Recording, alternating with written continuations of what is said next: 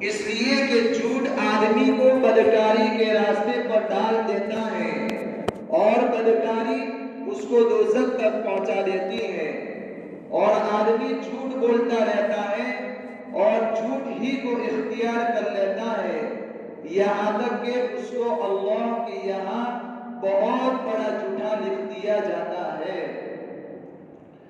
مومن جھوٹا نہیں ہو سکتا۔ ایک مسلمان جو سچے دل سے اللہ اور اس کے رسول پر ایمان رکھتا ہو وہ کبھی جھوٹ نہیں بول سکتا ہے، کیونکہ ایمان کی بنیاد ہی صدق اور سچائی پر ہے۔ اگر کوئی شخص ایمان والا ہے اور جھوٹ بھی بولتا ہے تو اس کو سمجھ لینا چاہیے کہ ابھی تک اس کا ایمان مکمل نہیں ہوا ہے۔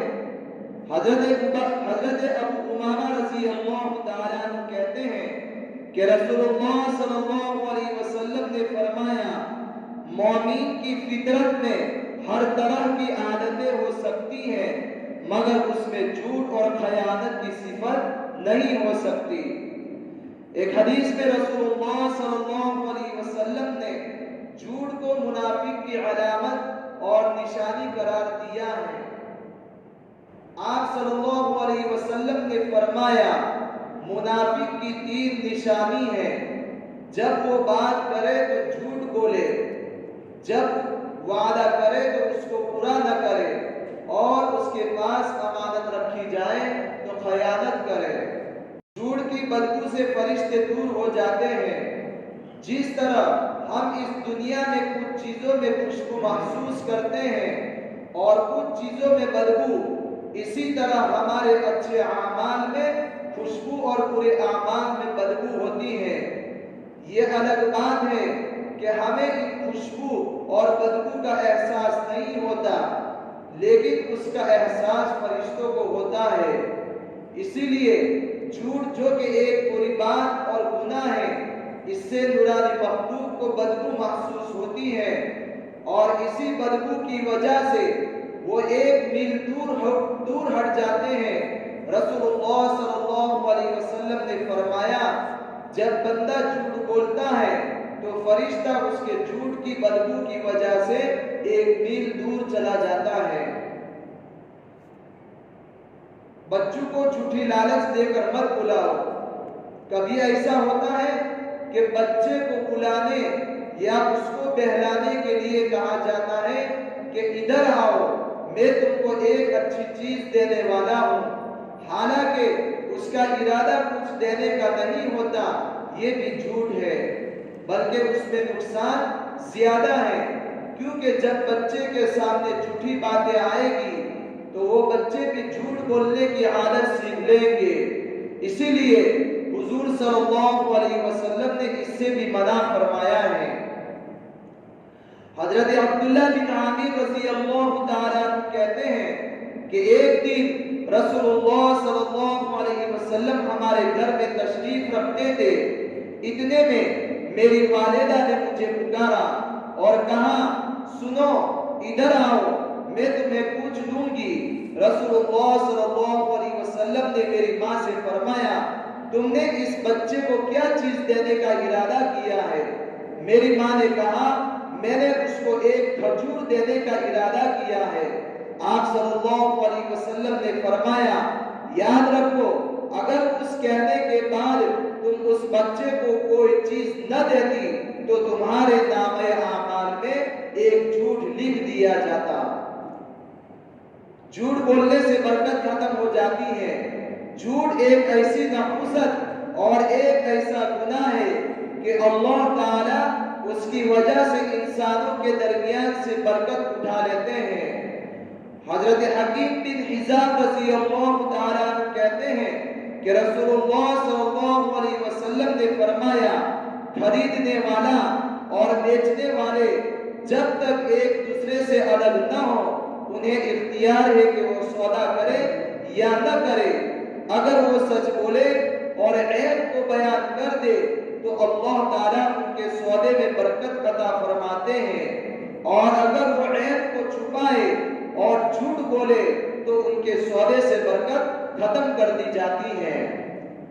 یاد رکھیے کہ برکت ہی وہ چیز ہے کہ آدمی کے پاس اگر تھوڑا مال بھی ہو تو اس سے بہت ساری ضروریات پوری ہو جاتی ہے، اور اگر مال میں برکت نہیں ہے تو زیادہ مال سے تھوڑی سی ضروریات کا مکمل ہونا بھی مشکل ہو جاتا ہے۔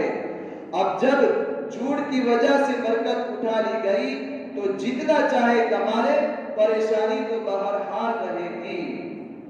جھوٹی قسم کھا کر کسی کا مال دبا لینا اللہ کی سخت ناراضگی کا سبب ہے۔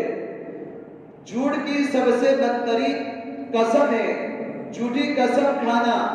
لوگ اس کو اتنا ہلکا سمجھتے ہیں کہ دکانوں میں، آفیسوں میں، عدالتوں میں ہر جگہ بے خوف ہو کر کثرت سے جھوٹی قسم کھاتے ہیں، حالانکہ یہ انتہائی سخت گناہ ہے۔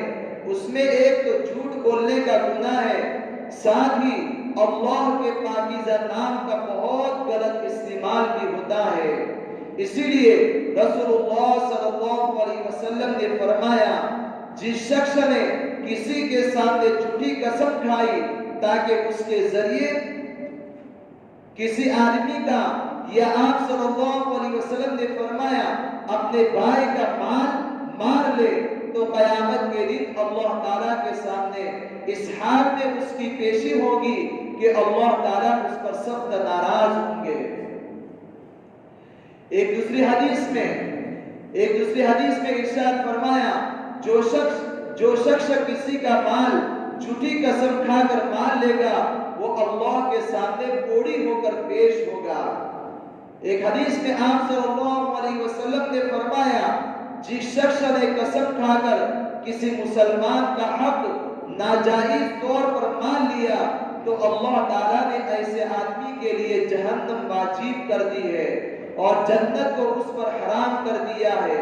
کسی نے عرض کیا، یا رسول اللہ، اگرچہ وہ معمولی چیز ہو، یعنی اگر کسی نے قسم کھا کر کوئی بہت معمولی چیز مان لی ہو تو کیا اس کے لیے بھی یہی وعید ہے؟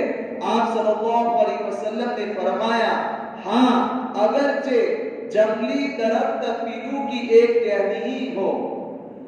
جھوٹی قسم کھا کر مال بیچنے والوں پر سخت عذاب ہوگا۔ حضرت ابو ذر رضی اللہ تعالیٰ عنہ کہتے ہیں کہ نبی کریم صلی اللہ علیہ وسلم نے فرمایا، 3 لوگ ایسے ہیں کہ قیامت کے دن اللہ تعالیٰ ان سے بات نہ کرے گا، نہ ان کی طرف نظر رحمت سے دیکھے گا، نہ ان کو گناہوں سے پاک کرے گا، اور ان کے لیے دردناک عذاب ہوگا۔ اس جملے کو آپ نے 3 مرتبہ فرمایا۔ حضرت ابو ذر رضی اللہ تعالیٰ عنہ نے کہا کہ یا رسول اللہ، وہ 3 جو ہلاک و برباد ہوں گے اور سخت نقصان میں پڑ گئے کون لوگ ہیں؟ آپ صلی اللہ علیہ وسلم نے فرمایا، اپنا تہبند ٹخنے سے نیچے لٹکانے والا، کہ اللہ تعالیٰ اس کی طرف نظر رحمت سے بھی نہیں دیکھے گا۔ دوسرا، احسان جتلانے والا اور جھوٹی قسم کھا کر اپنا سودا بیچنے والا۔ جھوٹی خبریں پھیلانے والے کے جبڑے چیرے جائیں گے۔ کچھ لوگ ایسے ہوتے ہیں کہ جھوٹ بولنے کی ان کی عادت ہوتی ہے، جھوٹی خبریں پھیلانا اور جھوٹی افواہیں عام کرنا ان کا دن رات کا مشغلہ ہوتا ہے۔ وہ کوئی جھوٹی بات زبان سے نکالتے ہیں اور ان کی وہ بات دنیا میں پھیل جاتی ہے۔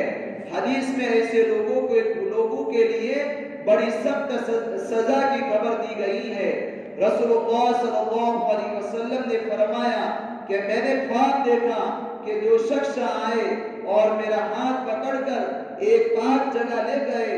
وہاں میں نے دیکھا کہ ایک شخص بیٹھا ہوا ہے اور ایک شخص اپنے ہاتھ میں لوہے کا ایک آنکڑا لیے کھڑا ہے۔ پھر وہ اس سے بیٹھے ہوئے شخص کے جبڑے کو چیرتا ہے یہاں تک کہ اس کی گدی تک چلا جاتا ہے، پھر دوسری طرف کے جبڑے کو چیرنا شروع کرتا ہے اور گدی تک چلا جاتا ہے۔ اتنے میں پہلا ٹھیک ہو چکا ہوتا ہے اور اس کو چیرنا شروع کرتا ہے۔ میں نے ان دونوں سے پوچھا، یہ کون شخص ہے جو اتنے سخت عذاب میں مبتلا ہے؟ ان دونوں نے بتایا کہ یہ ایسا شخص ہے جو جھوٹا ہے، جھوٹ بولتا ہے اور اس کی جھوٹی باتیں بیان کی جاتی ہیں جو دنیا میں چاروں طرف پھیلتی ہے، اس کے ساتھ قیامت تک ایسا ہی معاملہ کیا جاتا رہے گا۔ کسی کو ہنسانے کے لیے بھی جھوٹ نہ بولے۔ حضرت ابو ہریرہ رضی اللہ تعالیٰ عنہ فرماتے ہیں کہ رسول اللہ صلی اللہ علیہ وسلم نے فرمایا، اس بندے کا ایمان مکمل نہیں جو مذاق اور جھگڑے میں بھی جھوٹ بولنا نہ چھوڑ دے، چاہے وہ دوسرے معاملات میں سچ بولتا ہو۔ ایک حدیث میں آپ صلی اللہ علیہ وسلم نے فرمایا، ہلاکت اور بربادی ہے ان لوگوں کے لیے جو قوم کو ہنسانے کے لیے جھوٹے قصے بیان کرتے ہیں، ان کے لیے ہلاکت ہے، ہلاکت ہے۔ جو لوگ ہنسی مذاق میں جھوٹ بولتے ہیں اور لوگوں کو ہنساتے ہیں، ان کے لیے احادیث میں بڑی عبرت اور نصیحت ہے۔ اللہ تعالی ہم سب کو ان کہی ہوئی باتوں پر عمل کرنے کی توفیق نصیب فرمائے۔ وآخر دعوانا